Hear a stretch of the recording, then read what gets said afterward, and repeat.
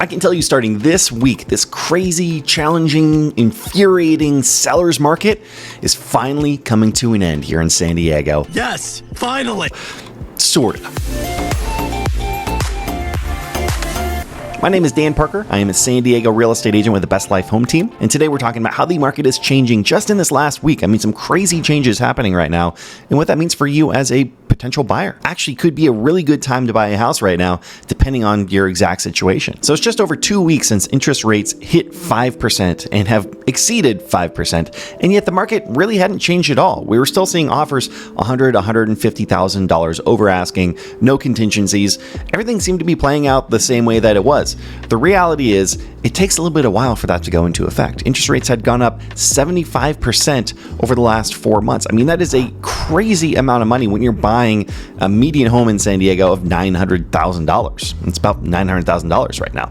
That is a significant difference in what you're going to be paying for a mortgage if you're putting 20% down and taking an 80% loan out on that house. But here's what happened. Buyers were still used to this crazy real estate market where they had to be extremely competitive in order to land a home. They're used to there being 20 other offers on a property, and they were just tired of being beaten out over and over and over again. So the reality is, we didn't expect anything to change overnight.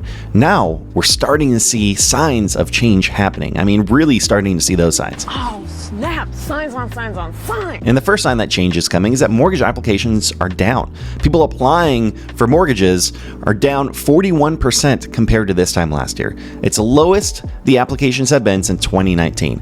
And that's significant. This is what's called a leading indicator. So because the applications are down now, the reality is someone looking to buy a house in a couple of months is going to get the mortgage application done today. In general, we're looking 30, 60, 90 days out.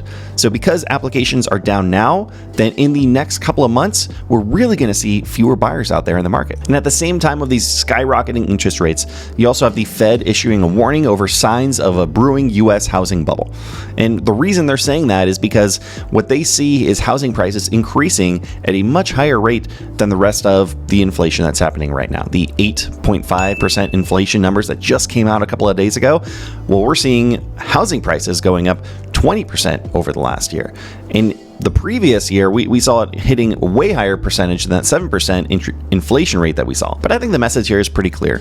The Fed is trying to do what they can to get inflation numbers down, and the way that they have an effect over that, the way they see they have an effect over that, is by increasing interest rates.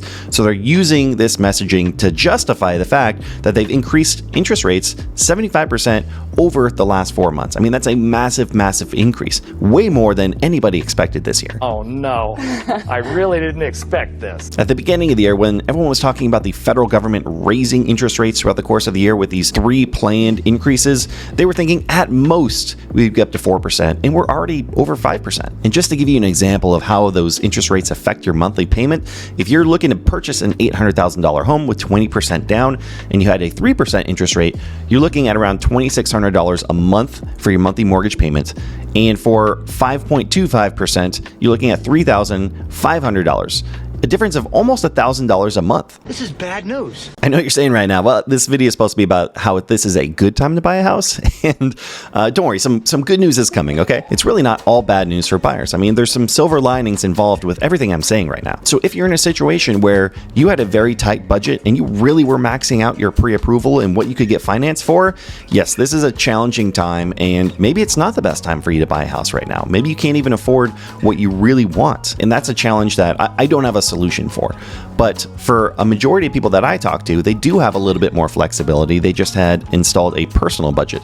In those types of scenarios, today, if you go out looking for a house, you're going to have a lot more opportunity to find what you're looking for. We're getting to the time of year where more houses are starting to hit the market, and we're seeing national data about more homes starting to hit the market, which is a good thing.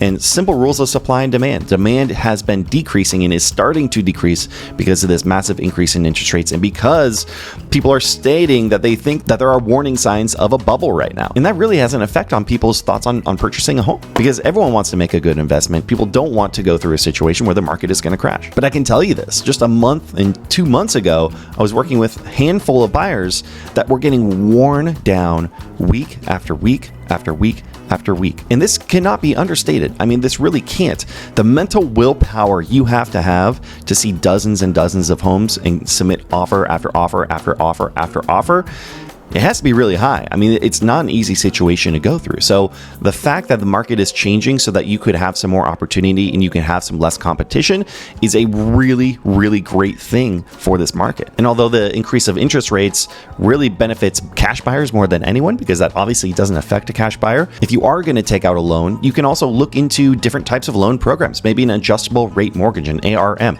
Now, you have to be really careful about what you're doing with that, because you're going to have an interest rate that is much better now than a conventional mortgage. Talk to your lender on this and really ask them some good questions, what the options are.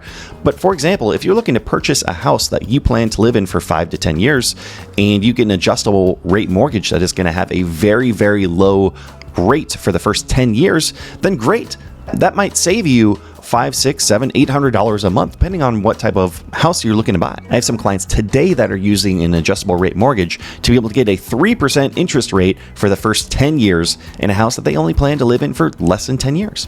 And another thing that experts are speculating is that interest rates are going to come back down over the next couple of years. They're going to hit historic lows once again, and that maybe the Fed is just trying to position themselves to have an opportunity to affect the market if we do start to lean towards any type of recession, because they want to have the opportunity to lower interest rates so that your buying power increases. So if you were to buy a house today, there's no guarantee that rates are going to come down again, but you very likely are going to have the opportunity in the next 1, 2, 3 years to be able to refinance your mortgage and get back down to 3.5%, which would be great. So if you've watched my videos before, I think that you could probably attest that I really try to lean away from the typical real estate agent narrative of now is the perfect time to buy a house, now is the perfect time to sell a house. Liars. I mean, it's not. Right now is not the perfect time for either of those things. But for the right person, now could be a fantastic time to buy a house here in San Diego, and an excellent time if you're looking to sell a house and buy a house at the same time, because you're going to have way more opportunity. The challenge of the last 2 years, great, you have to sell your house, you're going to get top dollar for it, but then you have to turn around and buy something. And good luck timing that perfectly to be able to move from one to the other. Now we're getting to the point where you can do that. You can still get top dollar for your house, and you're going to have more options and less competition when you're purchasing your next property. And if you look at what Zillow is saying, and you can say whatever you want about Zillow and Redfin, but the reality is these companies, they make a lot of money based off of pulling data and information in and speculating what's going to happen with that data. And what they're saying is they don't believe housing inventory is going to get back to pre-pandemic levels until 2024, which means housing prices are not going to come down anytime soon. So as a buyer in this housing market, I think that you can have a lot of confidence that your housing value is not going to decrease by $100,000 the first year or even the second year, which is good news if you want to buy a house, because I really don't believe that housing prices are going to come down. That means it's going to be a good investment over the next couple of years. And don't get me wrong, it's still going to be a tough road out there for buyers. It's just going to be a lot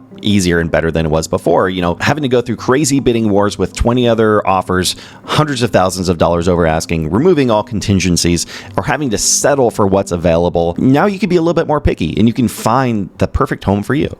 At the end of the day, everyone's situation is different, and if you want a more personalized approach on what could be the best move for you right now, my team and I would love to help. Feel free to reach out. But if you want to start by doing more research on your own, I suggest starting with looking at what neighborhoods are the best fit for you here in San Diego, which Jake Haitian and myself discussed in this recent video. Thanks so much for watching. We'll see you next time.